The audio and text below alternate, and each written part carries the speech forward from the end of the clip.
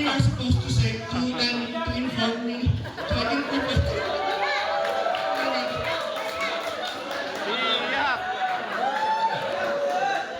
But to be honest, our Chinese bosses taught me the value of hard work. You see, in life, nothing worth having comes easy. Because success is built not on shortcuts, but on showing up every day, ready to give your all.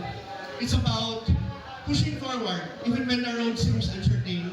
It's about finding solutions when challenges arise, and about taking pride in every task, no matter how small.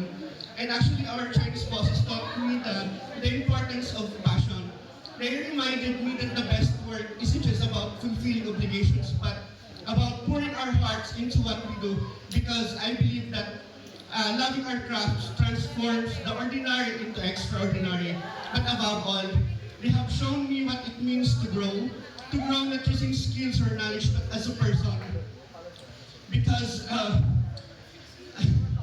and now